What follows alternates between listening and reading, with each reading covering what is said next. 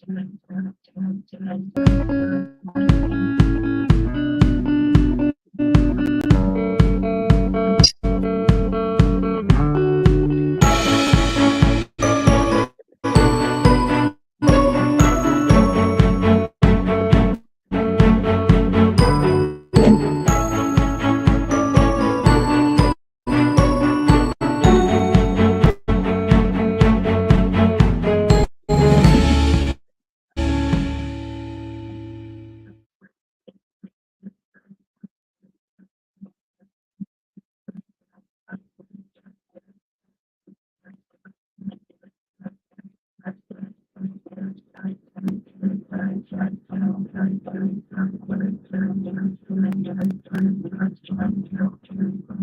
everyone. This is Benjamin from English Classes Online.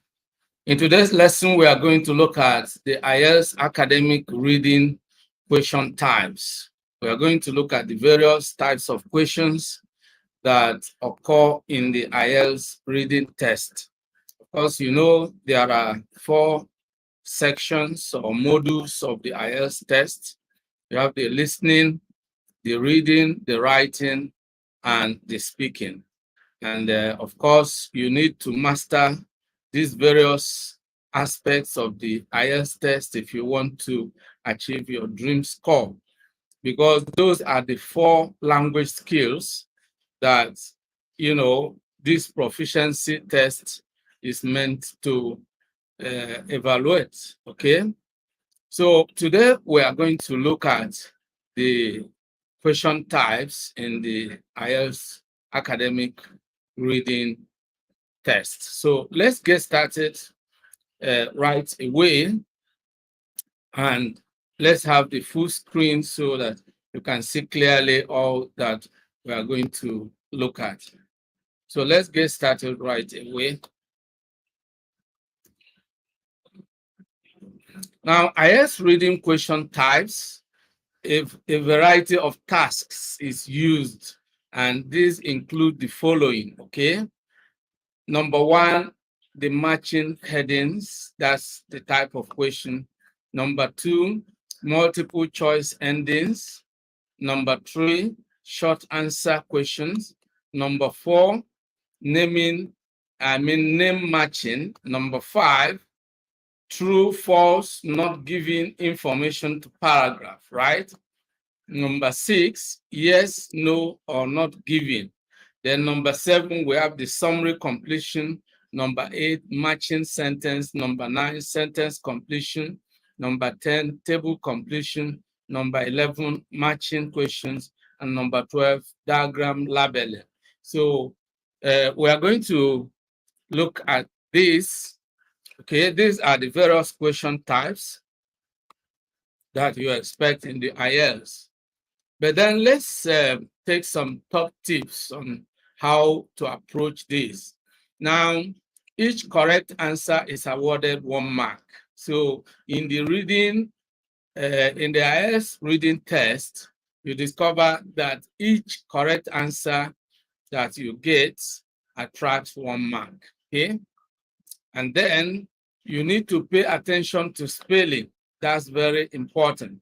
Pay attention to the instruction as well, because many students fail because they violate instruction. The next thing, use the appropriate strategy for each question type. We are going to look at what all this means. Then time management, you need to spend 20 minutes on each section, okay? And then you need to fill in the answer sheet as you go.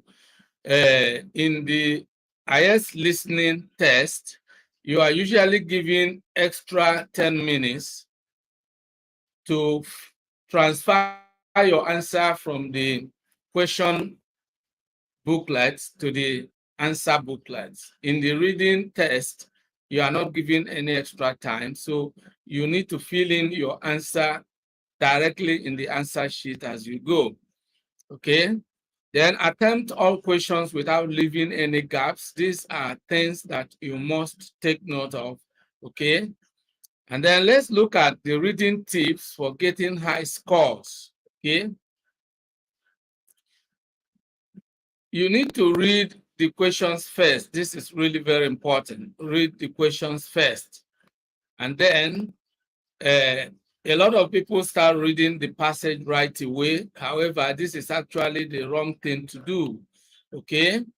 You should always go to the questions first, because when you read the question first, then you'll be able to have a clear idea of what you're going to look for when you start reading the passage. Okay? Then read the first question, underline keywords that will help you find the answer in the text, and only then start reading the passage, okay? Then repeat the same process for the second question, okay? If you don't read the questions first, you will have no idea what you are looking for in the text. So you will end up wasting a lot of time. So these are the reading tips that you need to observe in order to score high, okay? More of these reading tips, okay? Read the passage, okay? After reading the question, and make sure you read at your normal pace, not too fast and not too slowly. Okay, take note that different question types require different strategies to answer them. Of course, I have shown you the different questions, 12 of them. We have gone through the various question types. And we, of course, in subsequent lessons, we are going to take these questions one by one. And then we look at sample questions, and I will show you exactly how to answer each of them. But before the end of this lesson, I'm going to take one of the question types and show you a sample question and how to answer it. Okay? Now, if you try to use the same skills and techniques to answer each type of question, you are likely to run out of time, make mistakes, and lose marks. So we are going to look at each question type and how you approach them, okay? Now, reading tips for getting high scores still continues. And the number 3 is scan for keywords, okay? You need to identify the keywords. Each question will contain keywords that will help you to locate where the answer is, okay? And then the keywords could be in the answer options depending on the type of question, okay? A keyword tells you about the main idea in the passage. So in a test, it's a word that links the question and the answer. And learning to scan for them will save you lots of valuable time. You see, we have looked at different reading techniques. One of them is skimming, another is scanning, and then reading for detail and all that. But when you grab the keywords and you are going to use it to identify the answer in the passage, what will help you is scanning. Okay, we are going to look at all this when we begin to treat the questions, okay? Keywords won't usually give you the actual answer, but they will show you where it is, okay? You then need to read in detail to find the answer itself. So the keywords are just clues. We call them context clues. A clue is something that gives you a signal to something else, okay? Now, synonyms are often used. Sometimes the keyword you find in the question may not be the exact word you find in the passage. So it could be a synonym. So your knowledge of words nearest in meaning, which we call synonyms, will also help you, okay? And so let's now look at the first question type, which is matching headings. Here you are given a list of headings, so you can see the list of headings here. And then you have to pay attention to the instruction. Look at the instruction here, questions 1 to 5. And then sample passage 6 has 6 sections, A to F, you see? So choose the correct heading for sections A to D and F from the list of headings below. So you are going to have passage A, passage B, passage C, and so on. And then you are going to match the heading to each passage. When you read a passage, then you should be able to understand what should be the appropriate heading for that particular passage. So your knowledge of, summarization is important, being able to capture the main idea. What is the whole passage all about? So that will be helpful to you when you are responding to this question type, which is matching headings, okay? So write the correct number I to IX in boxes 1 to 5 on your answer sheet. So here you have the list of headings and you have I to IX. These are different headings. Then this one represents the passages. If you read passage A, then you will choose from this list of headings which of the headings is appropriate, that you can match with section A. Okay, so that's what this question type is all about. And in this lesson, that's the one that I want to show you. In subsequent lessons, we shall be looking at other question types, okay? Now, let's look at section A, which is the passage. Now, let's go back and you can see you are going to choose from this list of headings. Let's go through the list of headings before we read the passage. I, the probable effects of the new international trade agreements. II, the environmental impact of modern farming. III, famine and erosion. IV, the effects of government policy in rich countries. V, governments and management of the environment. VI, the effects of government policy in your countries. VII, famine and food output. VIII, the effects of government policy on food output. IX, the new prospects for world trade. Then we are going to read the passage, and as we read through the passage, we should have this list of headings in mind, or we come back to it, and then we see which of the headings we can match with that passage. So let's go to the passage. The role of governments in environmental management is difficult but inescapable. Now, this is underlined because in most cases, you have what is called the topic sentence in every paragraph. The topic sentence is the main idea. It's a sentence that conveys the main idea, the real message of the entire paragraph, what it is about. So when you look at the role of governments in environmental management is difficult but inescapable. Remember that when we were going through the list of headings, we saw, a heading that contains environmental management and contains government. So this is how you can use, the keyword from the question to identify the answer. So let's read the rest, then we go back to the heading. Sometimes the state tries to manage the resources it owns and does so badly. Often, however, governments act in an even more harmful way. They actually subsidize the exploitation and consumption of natural resources. A whole range of policies, from farm price support to protection for coal mining, do environmental damage and often make no economic sense.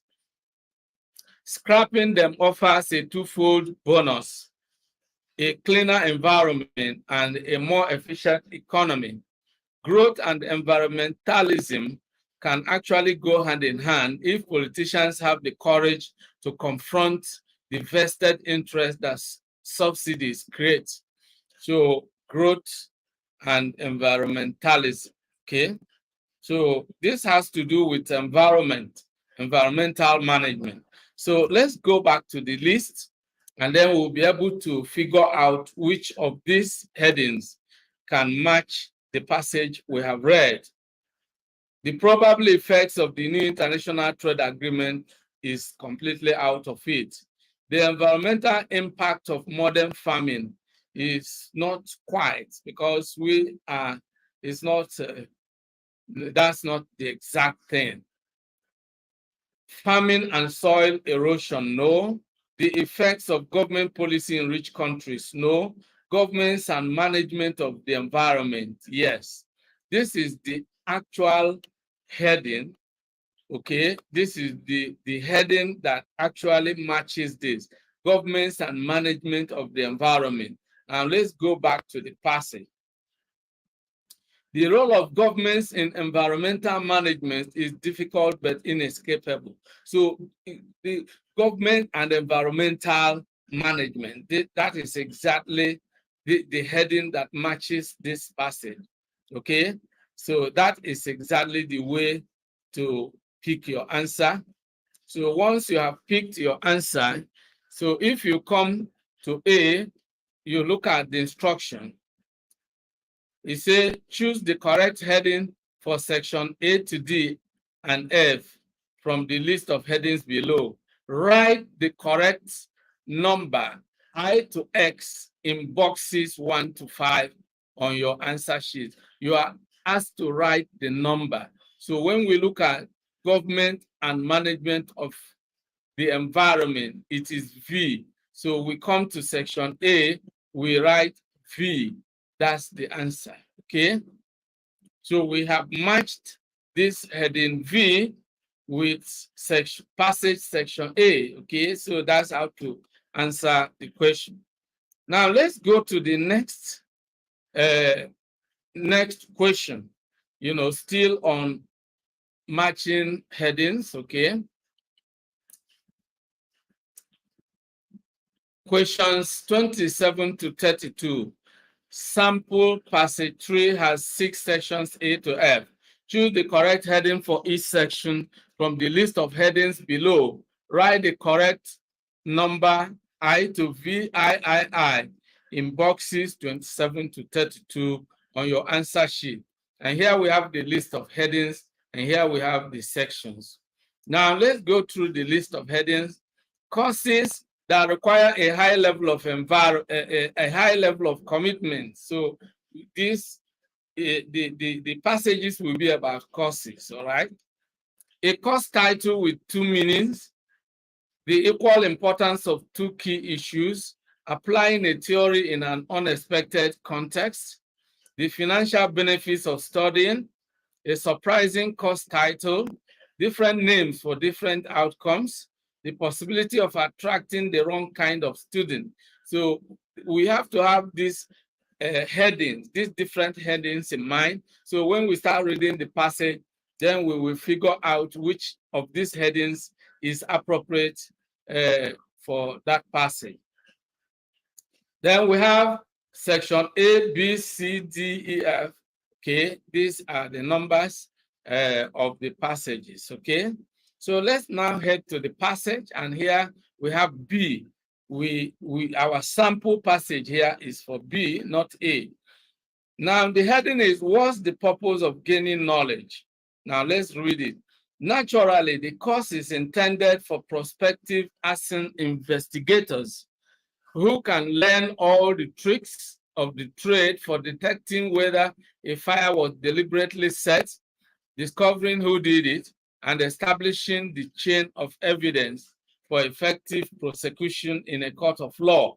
But wouldn't this also be the perfect course for prospective arsonists to sign up for?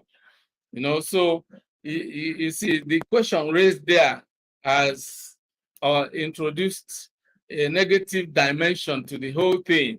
The course is intended for prospective arson investigators, arson is the crime associated with setting a house ablaze, burning down a building and so on and so forth. Okay. But then this question states, but wouldn't this also be the perfect cause for prospective arsonists to sign up for? They sign up for it. They are the people who are supposed to investigate, and they are the people who perpetrate the crimes. That's a question raised here. My point is not to criticize academic programs in fire science. They are highly welcome as part of the increasing professionalization of this and many other occupations. However, it's not unknown for a firefighter to touch a building. This example suggests how dishonest and illegal behavior with the help of higher education can creep into every aspect of public and business life, you see? So that is exactly, we have gone, remember we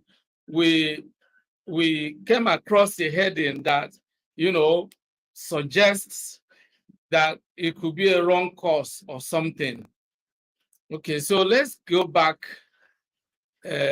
Well, let's go back to, oh.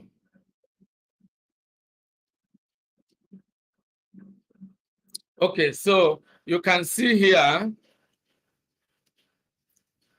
courses that require a high level of commitment, well, that's not required. A course title with 2 meanings, no. The equal importance of 2 key issues, no. Applying a theory in an unexpected context, no. The financial benefits of studying, no. A surprising course title, no. Different names for different outcomes, no. The possibility of attracting the wrong kind of students, yes. Because those who are to enroll for this course are people who are going to become arson investigators, okay? Now, let's look at the passage itself. You see? Sorry. Naturally, the course is intended for prospective arson investigators, you see. And then the question here is, but wouldn't this also be the perfect course for prospective arsonists to sign up for? So you can see the possibility of an arsonist, enrolling for this course to become an arson investigator. So he is the criminal and he is the one to start investigating the crime. So that is the heading VIII, the possibility of attracting the wrong kind of student. So once we have identified that this is the appropriate heading for section B, we then write VIII, against section B here. So this is essentially how to answer this type of questions. And of course, I want us to go back and look at the different question types. And then we look at the one that we have treated, and that is question type number 1, matching headings. We have looked at how you can match a heading to the appropriate passage. That is really what this first question type is about. So in subsequent lectures, we shall be looking at what multiple choice ending questions look like. Then we take samples and then I will show you how to answer the questions correctly, just as I have shown you in this one. So this is exactly where we draw the curtain in today's video. I hope you have enjoyed today's video. We have been looking at IELTS academic reading, and we have looked at the question types. So I hope you have actually enjoyed the video. If you have, make sure you like the video and share the video with your friends and relations. You will find, a number of links in the description box that will give you different resources that will be of help to you in gaining proficiency and preparing adequately for your IELTS test. So if you have not yet subscribed to this channel and you are interested in videos like this, make sure you subscribe to the channel and make sure you also click on the bell icon so that whenever a new video goes live, you will be notified instantly. You can sign up for this complete program. You will find a link in the description box. Okay. If you want to prepare adequately, if you are going to sit the IELTS academic test, then you can sign up for the complete course. You will find a link in the description box. If you want to take the alternative to the IELTS, alternative to IELTS test, that is called Duolingo English test, is easier and is more affordable. Then you can also click on the link below and you sign up for the course. So there are a number of other resources there. If you want to visit our website, the official website for English classes online is as follows: www.englishclassesonline.com.ng. So I want to say a big thank you to all of you for being part of today's episode. I look forward to seeing you in the next class. Goodbye for now and remain blessed.